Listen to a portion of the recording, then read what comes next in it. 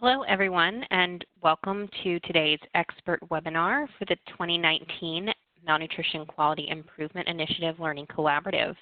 Today's webinar is focused on improving nutrition care for surgical patients, pre-admission through inpatient stay recommendations. We are thrilled to have with us two excellent speakers, Ashley Matthews and Ken Nepple, who will be talking to us about this topic. But before we get started, just a few housekeeping items. All lines have been muted as you joined the webinar to prevent any feedback or background noise. So should you have any questions or need any technical assistance, please feel free to send us a chat or send us a comment via the question and answer function. Depending on which WebEx platform you're on, the chat may show up in the upper right-hand corner like you see here, or some of the newer platforms have a chat bubble in the bottom of the screen. So if you kind of scroll your mouse over the bottom of the screen, you'll see a number of circles pop up, including one which is a chat bubble. Click on that and you can send us any questions or requests for technical help. Please note that also, since all of your lines have been muted, we will be holding all question and answer until the end of today's session. However, please feel free to send us any questions that you might have during the event. We're more than happy to collect them and create a list, and we will pose them to our speakers once we get to the Q&A section at the very end. So we'll have both of our speakers present, and then we'll pose any questions and answers to the speakers. So please send us your questions as you come up with them, and we'll make sure to share them with our speakers at the end of the two presentations. First, we'll have Ashley Matthews from One WellStar speak to us today. She'll be speaking about guidelines and benefits for nutrition care in surgical patients, One Hospital's experience using the Enhanced Recovery After Surgery, or ERAS protocols. You'll hear us referring to ERAS multiple times throughout this session. So that's what it stands for, Enhanced Recovery After Surgery. And then second, we'll have Dr. Ken Nepple from the University of Iowa Hospitals and Clinics speak to a surgeon's perspective, the increased risk of malnutrition in surgical patients and best practices to support nutritional care and partner with surgical leaders.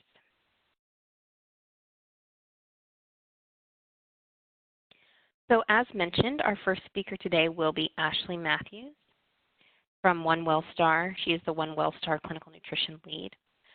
Ashley is a committed nutrition leadership professional. Her educational and certification-related background includes a Master of Science in Nutrition from Georgia State University, National Registration and Georgia Licensure as a Dietitian Nutritionist, and specialty certifications in nutrition support, project management, and Serve Safe Food Service Management. Currently, she is the Assistant Director of Patient Nutrition Services at WellStar Keystone Regional Medical Center and serves as the One WellStar System Clinical Nutrition Lead for the 11-hospital system. In this role, she provides oversight to the clinical nutrition and patient meal services teams at Keystone, as well as the acting health system point person for nutrition care policies and procedures, clinical nutrition contacts, clinical nutrition contracts, nutrition software, and electronic health record integration, and leader of WellStar System patient nutrition initiatives and committees. So Ashley, we are thrilled to have you here today and hear about the work that you are doing at WellStar, and please feel free to share with us your insights.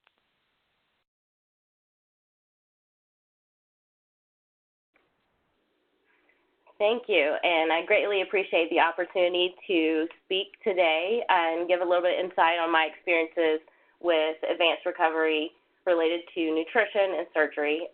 So to give some background on the objectives that I'll be covering today in this portion of the webinar, I'll be talking about malnutrition and briefly describing the current state of affairs, reviewing some of the ERAS and ACER-related nutrition guidelines and recommendations, as well as discuss the benefits of preoperative carbohydrate loading and immunonutrition, and offer advice on nutrition products, procurements, and delivery to patients, so that whole process there, and really highlight some experiences in terms of piloting ERAS programs at a hospital or, expanding that deployment to a healthcare system level or multiple service line deployment for ERAS protocols.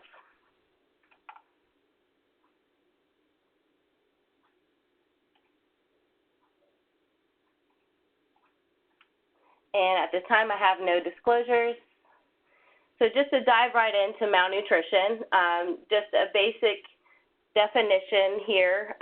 Malnutrition is defined as the inadequate intake of nutrients, particularly protein, over time and can occur in people who are both underweight or overweight. And I believe the audience here with MQII is very familiar with malnutrition. And also I just wanted to briefly highlight what our current standards and where they come from are. So both the A&D, the Academy of Nutrition and Dietetics, and ASPEN had provided us with clinical characteristics for clinicians to use in terms of documenting and really identifying if a patient has a diagnosis of malnutrition. And these different characteristics are also used secondarily in terms of ICD-10 coding and billing to help with the financial realm related to patients and in terms of reimbursement.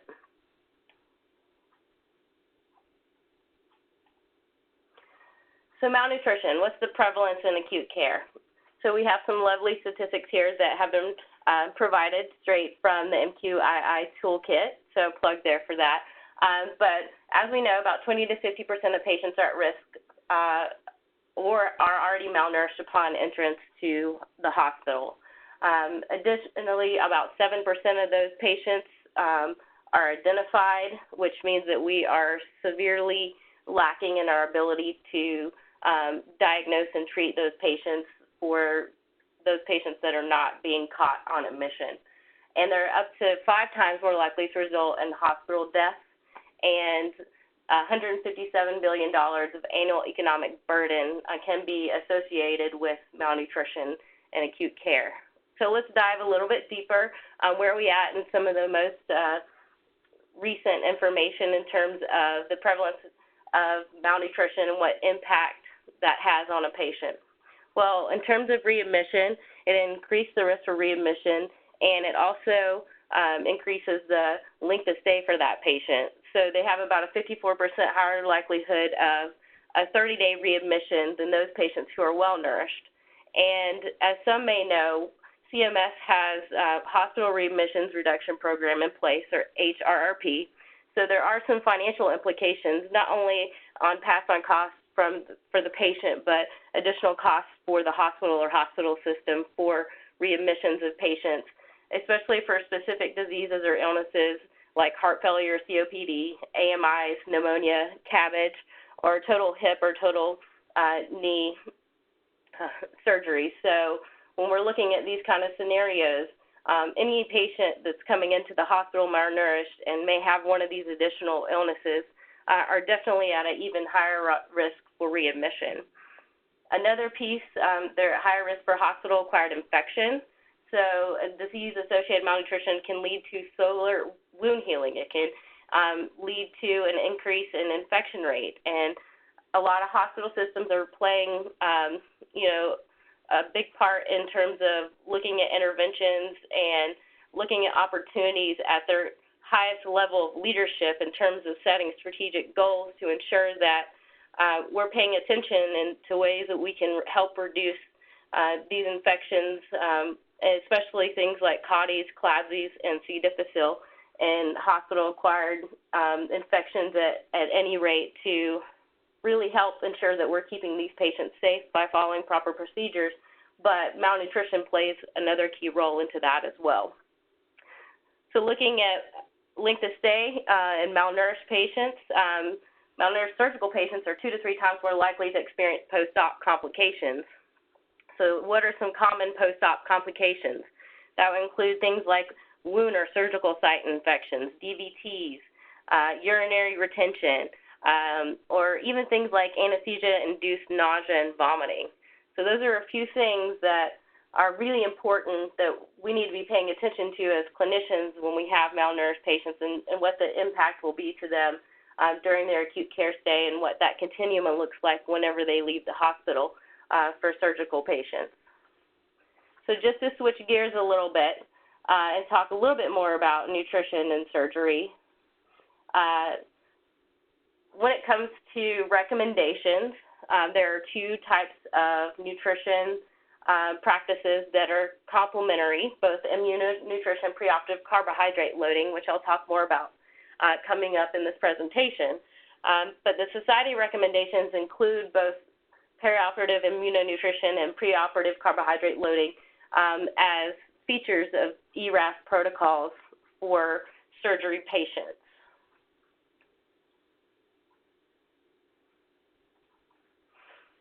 So let's dive in a little bit into what the impact is in terms of nutrition and surgery.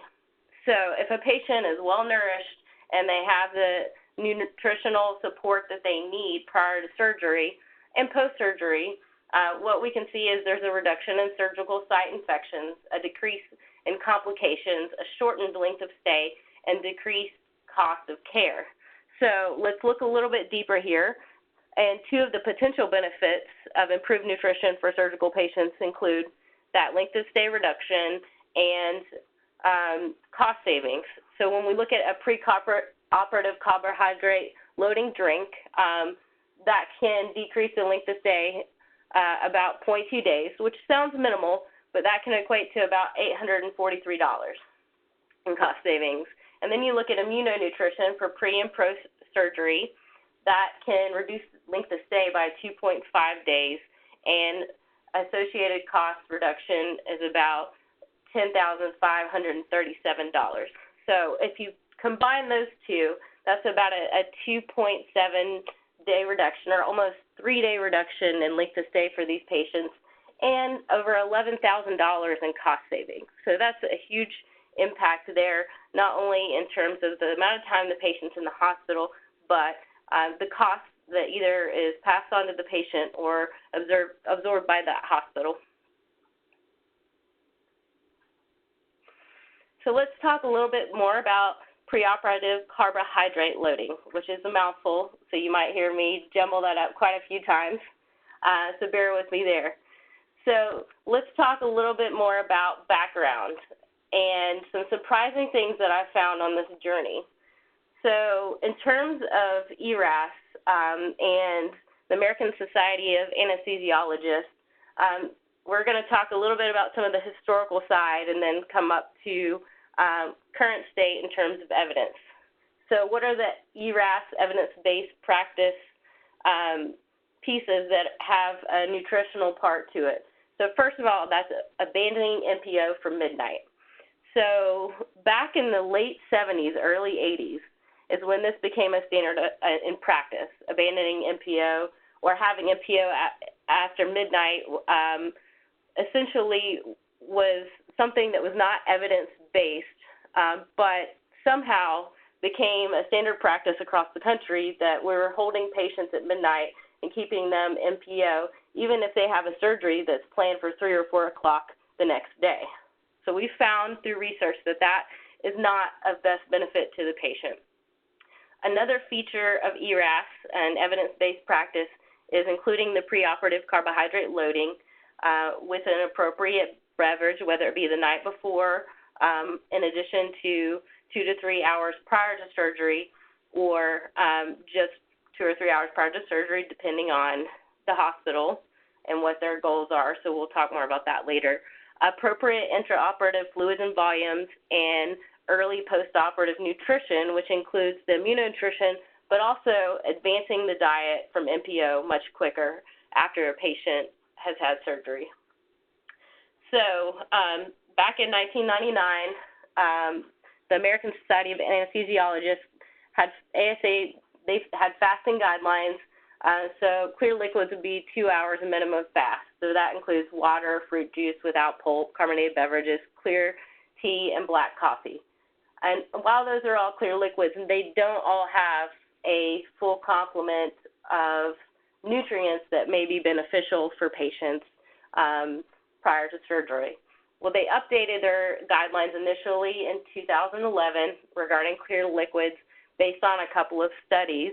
So some examples of that was that a meta-analysis of randomized fasting time of about 2 to 4 hours versus more than 4 hours for patients. So what happened there is the report was that a smaller gastric volume and higher pH in adult patients given clear liquids 2 to 4 hours before a procedure.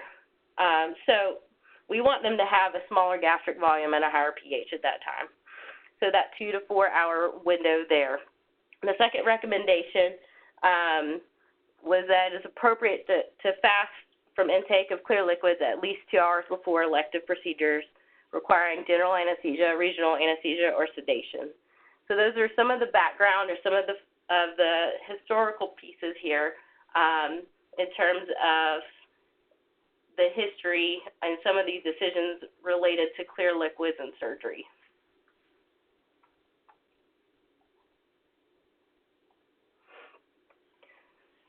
So where are we at now? Where is the current guidelines in terms of preoperative carbohydrate loading?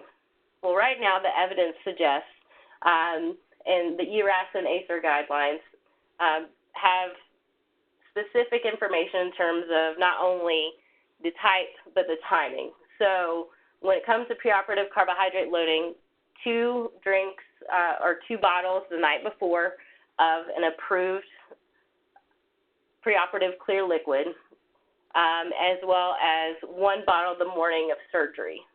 And depending on the type of liquid at surgery for the clear liquid and the type of product, if it is a ERAS-approved nutrition product that is clear liquid, then that can be provided to patients within that 2 to 3 hour window prior to surgery.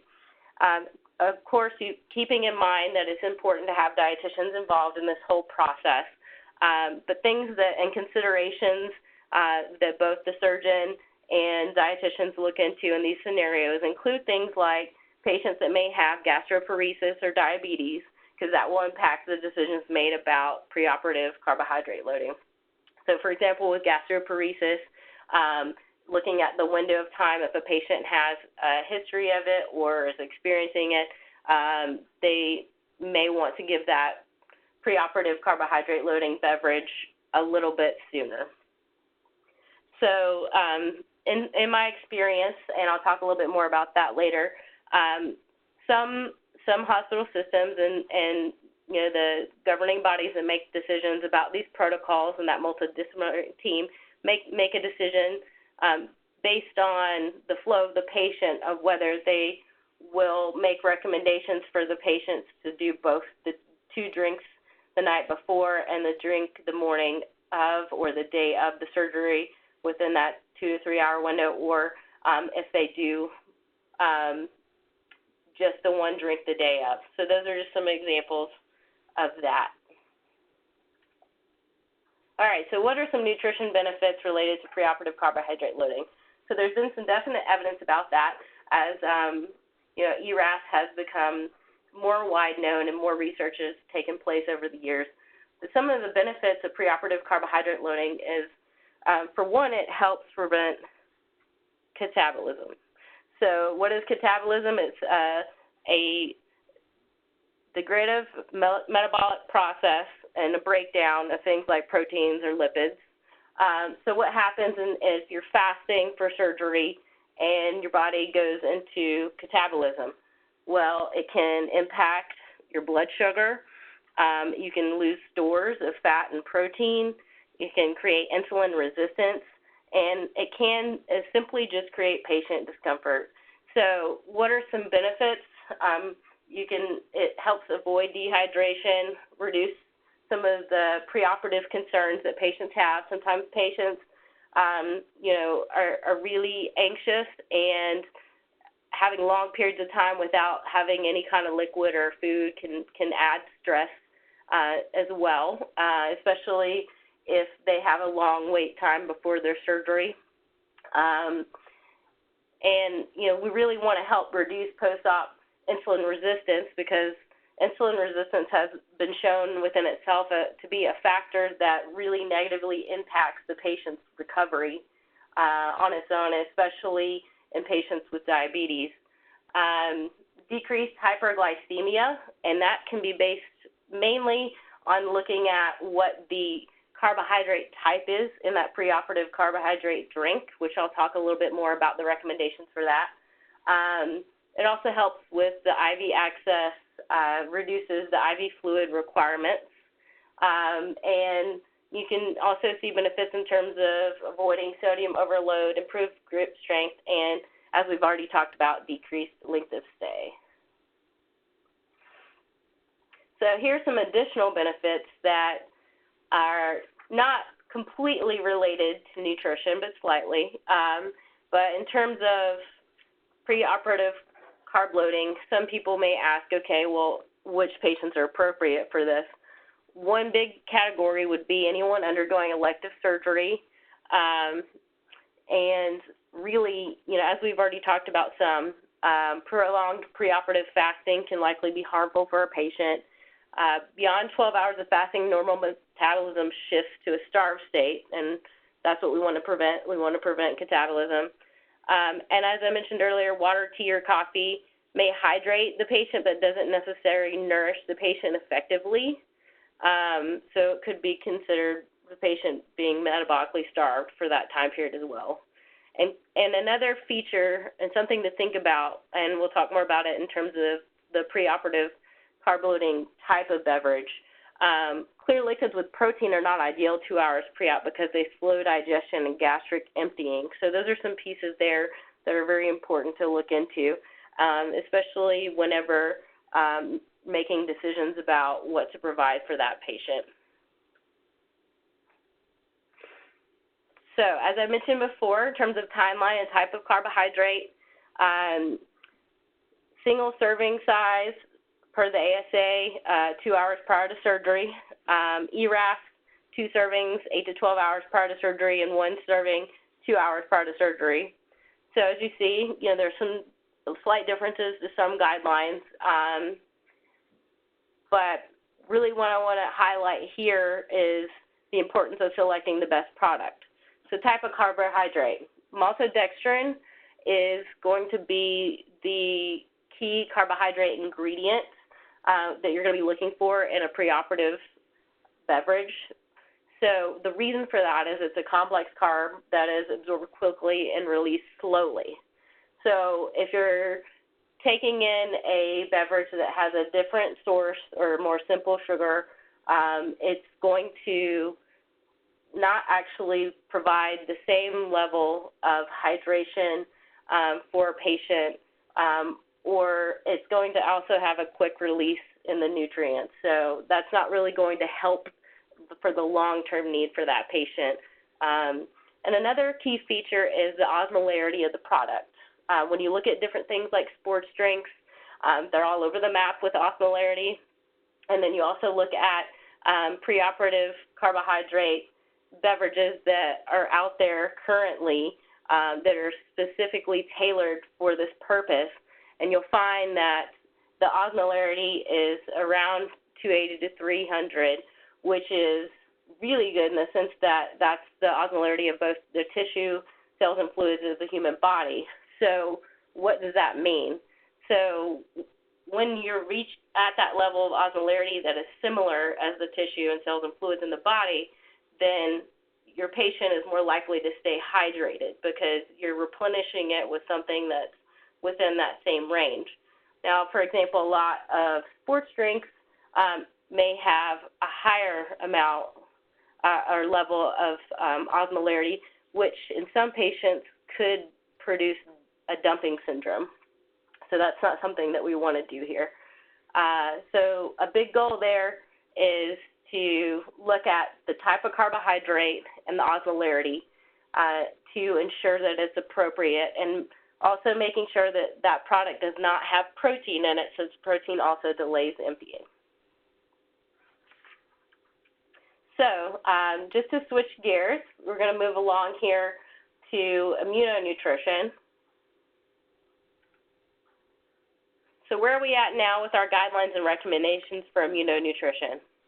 So immunonutrition is basically both pre- and post-surgery, as opportunities may be for helping the patient, if you will, become better nourished as they're leading up to that surgery, for a more substantial time than that clear liquid preoperative drink, and then providing some additional nutrition support for that patient post-surgery. So where are we at with guidelines right now? To drink 2 to 3 shakes a day for 5 to 7 days before and after surgery. So there's been a lot of research about this in specific disease states, and not as much yet in others. But from my experience, I've seen more of clinicians and physicians leaning more towards that 5-day period and maybe 2 shakes a day. So on the lower end, because when you think about your goal here, it's to provide that extra nourishment to patients. So if a patient's well nourished, they may not need as much as a patient that were malnourished. So malnourished patient, or for example, patients with cancer, they may recommend all 3 bottles 7 days preoperatively. So just a couple of different things to consider, but there are different pieces of ERAS based on specific disease states that have or have not been well researched at this point. So just a point there. So what is the content of immunonutrition or immunonutrition beverage? So that would be a blend of protein, arginine, and fish oil to support recovery and help modulate inflammation. So what are some of the benefits? So 71% less risk of surgical site infections, 62% less risk of infectious complications, and 45% less risk of overall complications. So those are some pretty significant numbers there from research in terms of immunonutrition and providing that extra nutrition prior to surgery and post-surgery.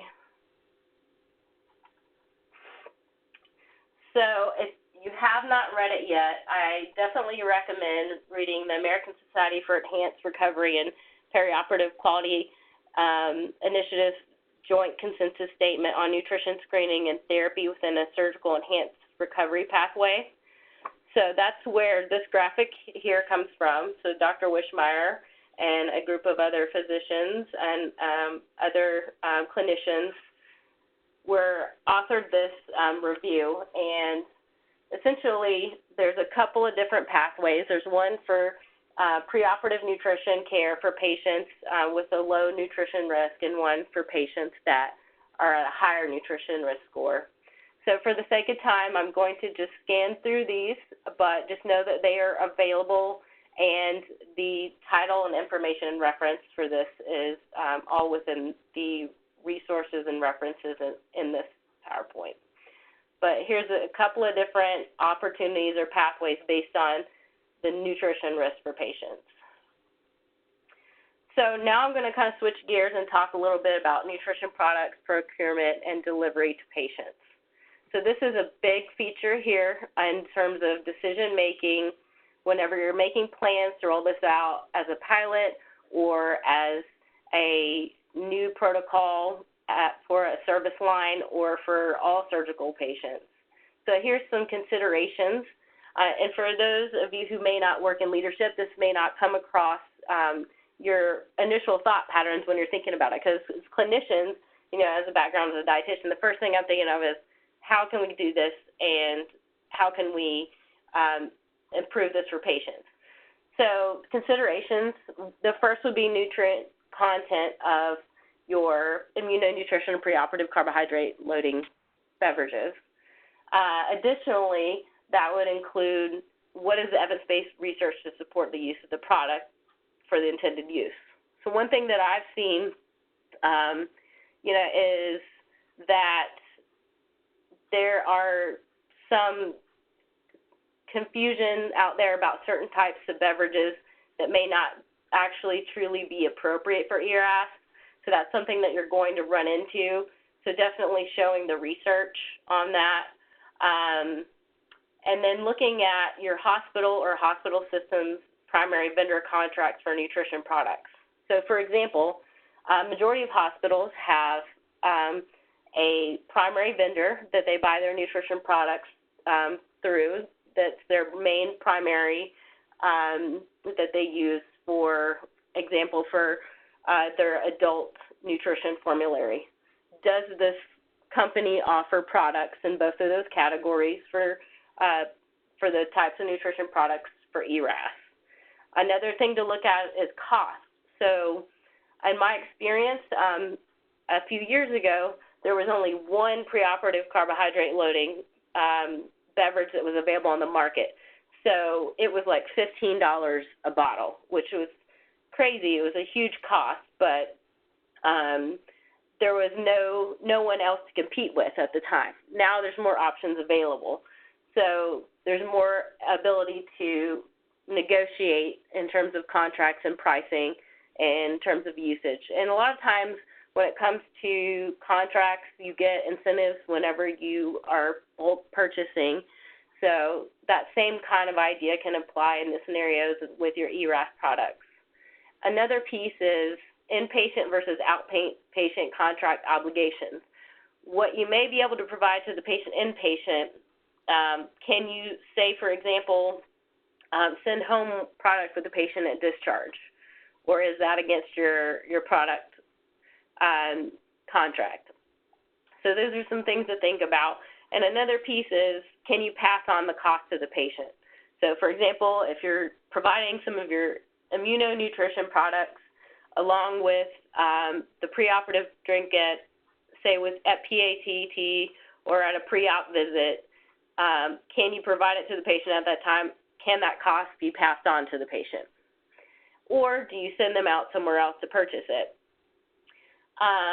So a few things there, and really I encourage anytime these scenarios take place is to include important stakeholders and committees in the approval process for that product. So when you talk about stakeholders, it may be someone who's over the contracts department, value analysis, procurement, someone who's over the stock room or manages the location where the distribution center may be for products, whoever your physician champions may be, your nurse champion.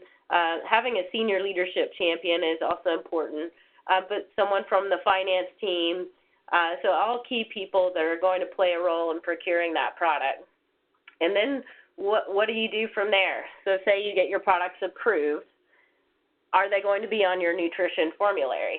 If they're going to be on the nutrition formulary, then your next step is, what committees do you already go through to get that approved?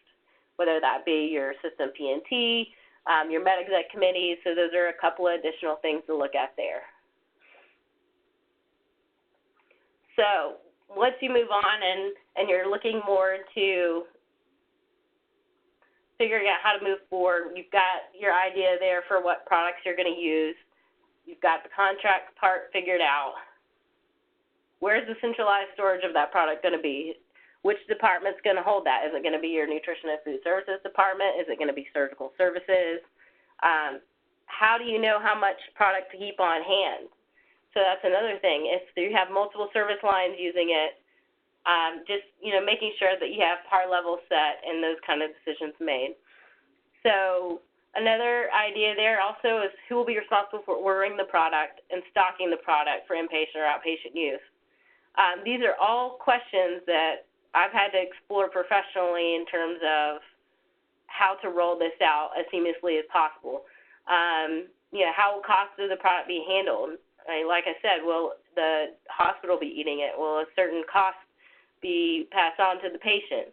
Deciding all of these things. So it ends up being not only a big component in terms of improving nutrition care and outcomes, but figuring out some of these behind-the-scenes things as well. And just in my experience and what I've seen, these can be actually some really big issues or concerns where multiple people may have an idea about, where all these things should be taking place. So it's good to get all your stakeholders together to figure all that out. Because you first got to get the product in before you can deliver it to the patient. So in terms of delivering it to the patient, pre-op and post-op, some of the experiences I've seen with that is it may be provided to the patient in the physician's office, or in PATT, or in some scenarios in the inpatient setting.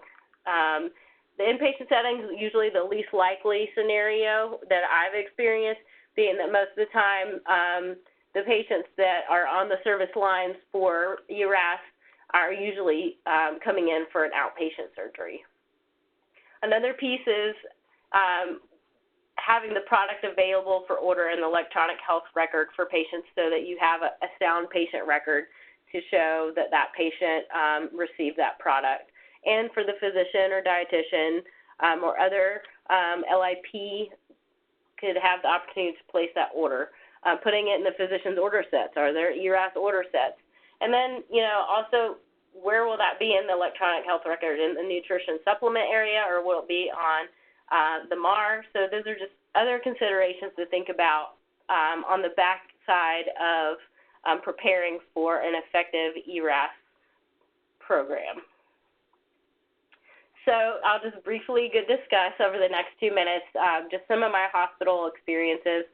My ERAS journey started around 2016 with a colorectal surgery line, and during that time period, we had a multidisciplinary team led with a project manager who helped with setting up the data collection, analyze who all the stakeholders need to be, including getting everybody to the table on a regular basis to look at all the different pieces that needed to go into place. So as I mentioned before, we hashed out the delivery mode of the products, what product we were going to use, who was going to pay for it, was it going to be passed on to the patient, could it be passed on to the patient, and a lot of these back-end things. But the next piece is not only that, it's the deployment. Well, in terms of deployment, you look at, okay, what do we need to do to educate the providers and the other staff that are going to touch this patient in this process, and what is that education going to look at? And so we worked on all of those pieces as well as tracked data and outcomes for our patients. And to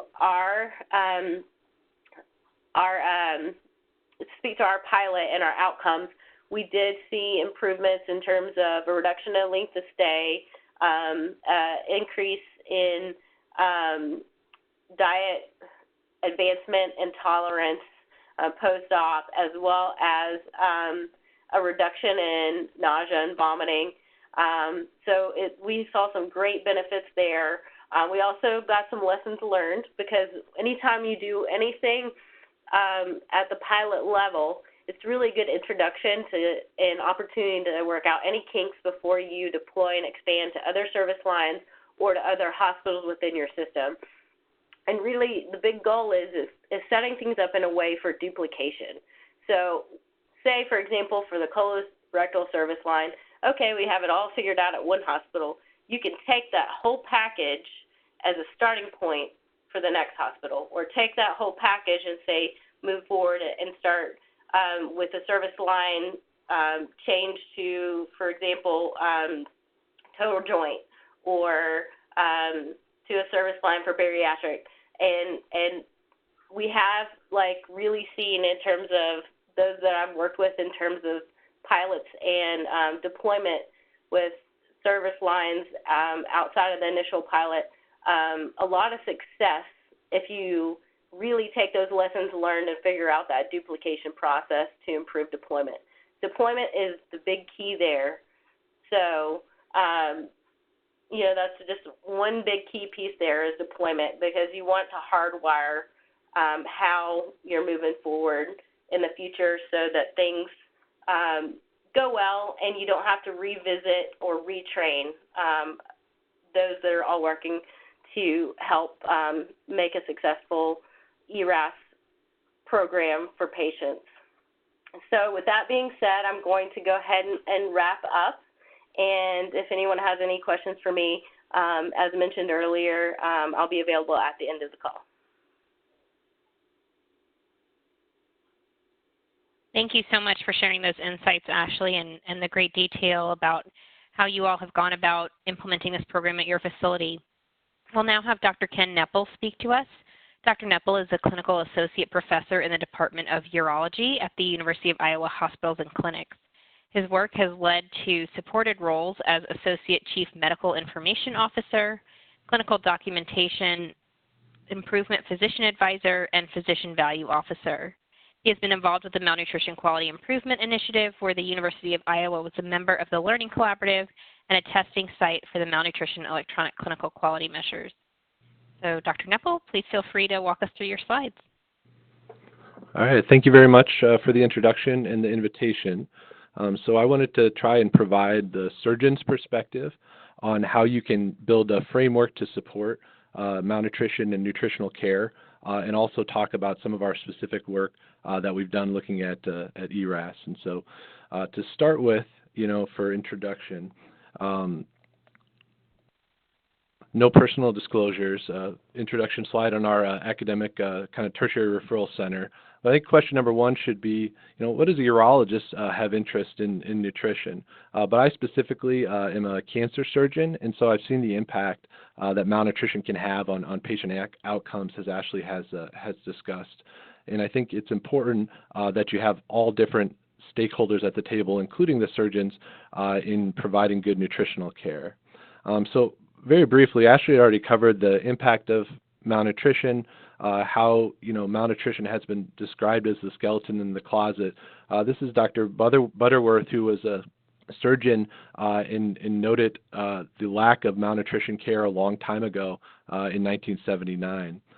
And so in response to that, there's been a call for a requirement to document nutrition screening on admission, but the question becomes, how good are we as institutions at providing that? This was an analysis we did of an administrative database, which allowed us to look back at 5.8 million hospitalizations and said, what was the rate of diagnosis of malnutrition during a hospital inpatient stay? Not surprisingly, the rate was low, about 5% across institutions. But one of the interesting things we were able to do with that data is to cross it to things like hospital rankings and patient satisfaction, and identified that there was an association where institutions that did a better rate of or better job of identifying malnutrition also tend to be ranked more highly and have higher patient satisfaction. So while that's not a cause and effect, I think it does show that institutions that are interested in quality improvement, this is one particular area where they may have additional focus. And so it's a concept really of inattentional blindness, where something's very obvious, but you don't pay attention to it. There was a recent really good perspective piece that basically stated that as physicians, we can no longer ignore the impact of malnutrition. And so if I saw a patient in clinic who had lost a ton of weight, I might say, well, this is bad, and this may be associated with worse postoperative or long-term outcomes, but it's really saying what additional impact can we have at trying to specifically evaluate nutrition and have interventions. And I'm going to pass through these slides as they were discussed previously. But that transitions to ERAS. And so I think one really important thing to keep in mind, when I at first heard about ERAS protocols as a resident in training, I really thought the focus was going to be after surgery, because you have that term enhanced recovery after surgery. But it's very important to identify that many of the things that can be done with intervention actually occur before surgery with that prehabilitation kind of training phase, rather than being reactive after surgery. So a couple of things that you may use as resources. There was a Strong for Surgery program, which was instituted in the state of Washington, which had very good outcomes looking at nutrition and other factors like medication management, smoking cessation, in improving outcomes. And that program was so successful that it actually was purchased by the American College of Surgeons, who are now working on implementing that program across different institutions and improving outcomes. In urology specifically, there's been a focus on this recovery phases to the point where there was a white paper that was developed in separate guidelines on preoperative, intraoperative, and postoperative interventions that could improve outcomes. And so, I think the first important part at the institutional level is, how do you develop a framework to identify nutrition and have interventions. And so really the way I phrase it is, how do you put malnutrition on the radar, and how do you have a dietitian have a seat at the table? So one of the things that we did was focus on improved care and identification of malnutrition. And this is in line with the initiatives and the principles of quality improvement that have been suggested by the MQII. And so what we did first was to say, well, let's look at the literature and what's available about specifically, in this patient population with bladder cancer, we're removing the bladder, a major surgery. And we said, well, number one, what does the evidence say? And so we've published a couple of reviews of that evidence, but I think it's important to first evaluate the literature and say, what else can we learn from other institutions? So for these patients with bladder cancer, we do a major surgery, which may be 6 or 8 hours, and it's been associated with a nearly 50 to 60% complication rate. So when we think about our patients, we're putting them through multiple surgeries, multiple visits, multiple recovery, and it's really a marathon. It's not a sprint. And so when you think about your patients, it's trying to train them for surgery like you're training them for a marathon. And as we know, most of our patients don't look like the young or the older runner there, but they may look more like the patient who's in poor health. And so what do we do at our institution? First of all, preoperatively and during the hospitalization, we try to make sure that we're using appropriate tools for evaluating patients. And so as Ashley had noted, the consensus statement is well recognized as sort of a gold standard for identifying malnutrition. However, it's not known to most physicians. So what we did was to say, we don't have anything available from a vendor to identify malnutrition. We don't have a good way to document it. Let's try to develop a common language and an improved communication. And so we looked, at the process. I'll kind of skim through some of this, but basically identified what are the different steps in the process. And the way I think about it is really based on role. So you have the malnutrition screening, which is often going to occur by the floor nurses as patients are coming into the hospital. If you have patients that are identified as at risk, then you want to have a malnutrition assessment. And so that assessment is typically going to be performed by a dietitian and ideally should be using that consensus statement criteria. And then the last arrow there is, how do you then communicate that assessment from the dietitian to the physician or the advanced practice provider so that they can take that information and ultimately decide if the assessment is consistent with a diagnosis of malnutrition or not having that diagnosis. And so there's an important in trying to define the problem, trying to diagnose it, and also to document it. And we use the electronic record to try and leverage that communication tool. So we basically took that assessment and had our dietitians document using the consensus criteria. And then as a result of that, that information was provided to the clinicians in a way that you could see if patients met 2 of 6 criteria for malnutrition or 6 of 6 criteria. And then we piloted that new workflow. And basically when we started on a couple of units just changing one dietitian's workflow, we found that our rate of malnutrition significantly improved as far as identification, from a baseline rate of about 5 to 6% up to about 40% in a high-risk unit. The other part that now that malnutrition was on the radar and you had teams that were evaluating the financial impact of that, the hospital administration identified the importance of having more dietitians to be able to do that, not only assessment, but also counseling. So over time, that led us from a workforce of 25 full-time dietitians to 31, and then most recently to 33 and 37, just because malnutrition is now on the radar of the institution, and now we have more dietitians that are at the table in decision-making and also, patient counseling. So as a result, what did we see at an institutional level? So this just isn't one floor, but this is across the institution. So from when we initiated our pilot, the star moved on the slide, but the pilot was in 2014. We had a rate of about 5.6% at appropriate diagnosis of malnutrition. Now that rate has improved over time to where about 10% of our patient population has a diagnosis of malnutrition, keeping in mind that that rate probably should be 30 to 50% based on research-based evaluations of malnutrition. And so Ashley talked about a lot of this already, and so I'll just maybe provide a few additional tidbits that we've learned about the importance of malnutrition, maybe how to implement it. So from the surgeon side, what's the data?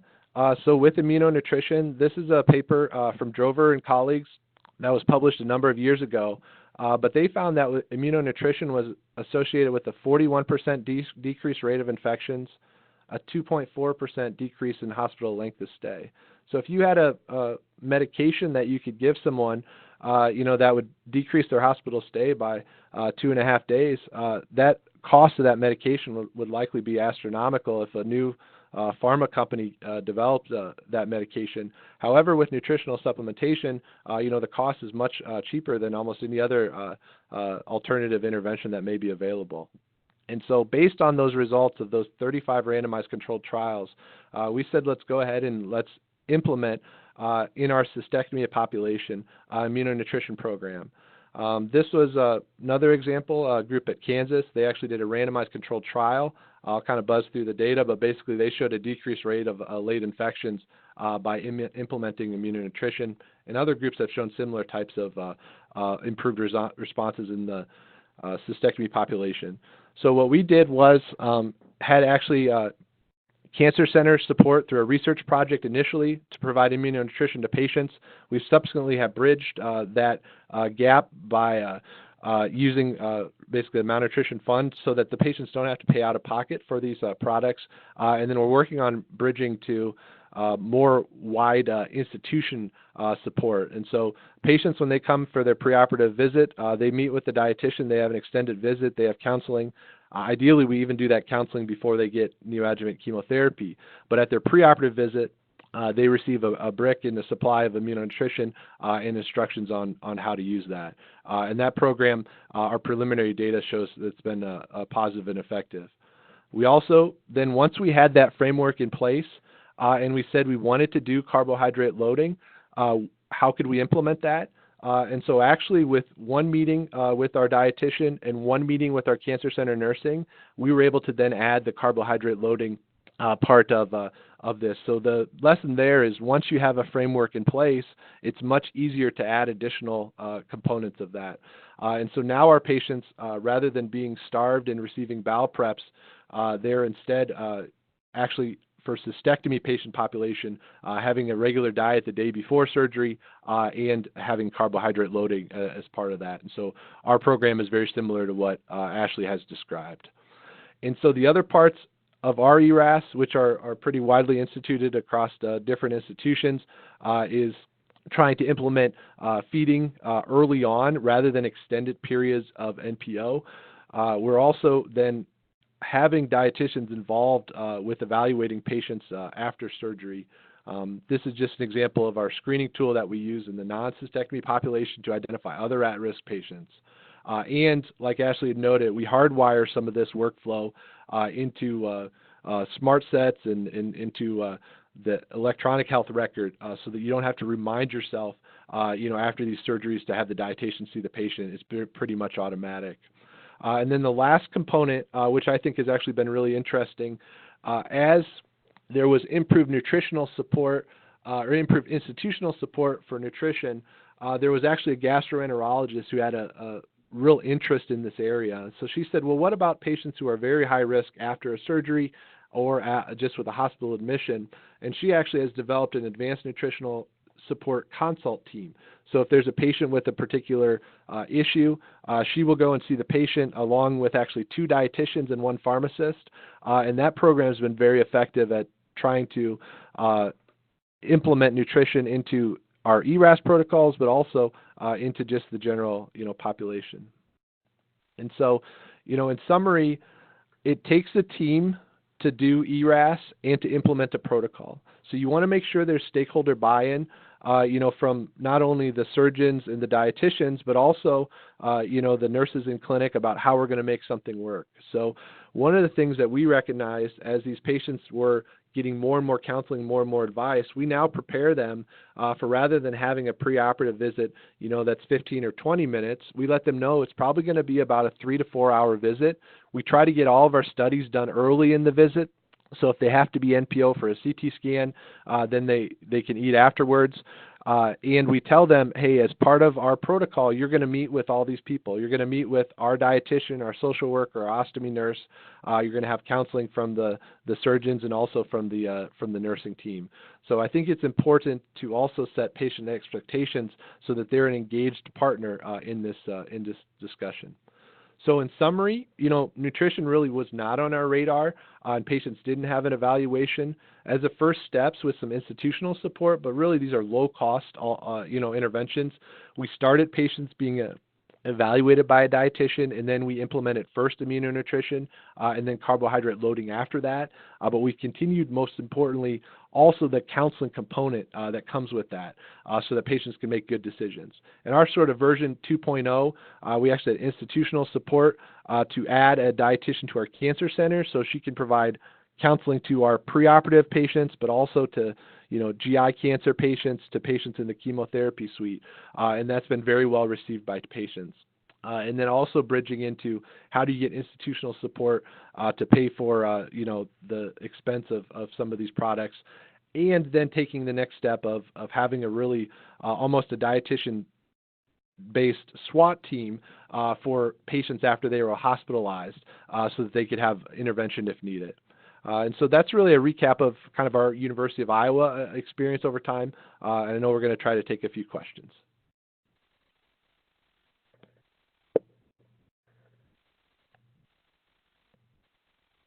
Fabulous. Thank you so much, Ken and Ashley, both for your insights. And I know that we went through that very quickly, and so I want to make sure everyone's aware that we will be providing the slides and a recording of the webinar after today's session.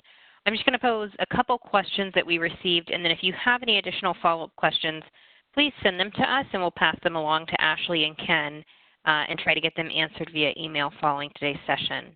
So the first question we received is for Ashley, and it's whether an immunonutrition product is recommended or provided for all elective patients or only for colorectal and major abdominal surgery patients.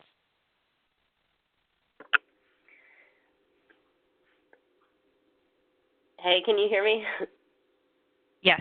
Okay. So actually, it does expand beyond colorectal and abdominal surgery patients. I've seen immunonutrition provided to other service line patients, but really it's also a really great opportunity for patients that are malnourished. And I believe, in Ken's presentation, he may have mentioned for cancer patients as well.